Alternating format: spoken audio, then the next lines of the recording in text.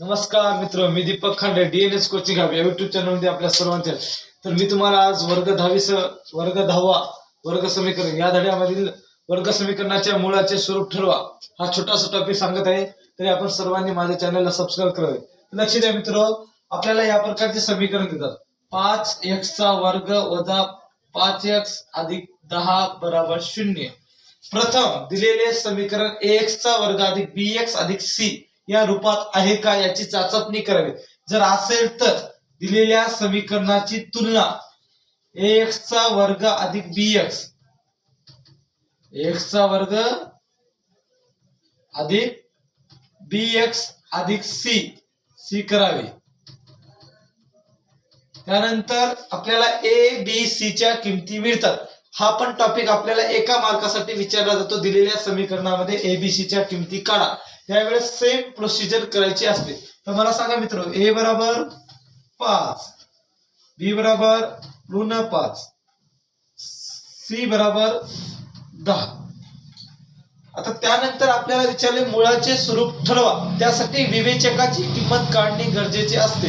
विवेचकाची किंमत काढण्यासाठी डेल्टा बरोबर b चा वर्ग वजा 4ac हा फॉर्म्युला आपल्याकडे आहे. तो फॉर्म्युल्याचा आपण इथे वापर करावा.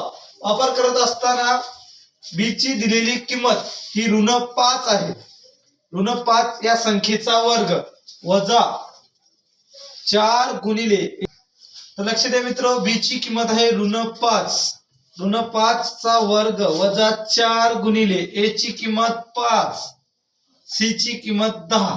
तर लक्ष द्या मित्र, ऋण 5 चा वर्ग 25.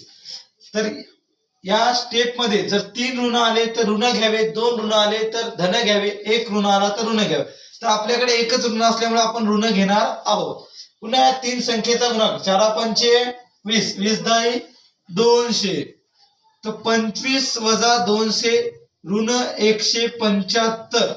तर मित्र लक्ष द्या, डेल्टाची किंमत ही ऋण मध्ये आली. जर डेल्टा बरोबर 0 आला तर मुळे वास्तव समान असतात. जर डेल्टा हा धनात आला तर मुळे वास्तव असमान असतात. जर डेल्टा हा ऋणात आला तर मुळे अवास्तव असमान असतात. म्हणून आपली किंमत डेल्टाची किंमत ऋणामध्ये आली, म्हणजे याचाच अर्थ असा आहे की 0 मोठा आहे डेल्टा पेक्षा, म्हणून मुळे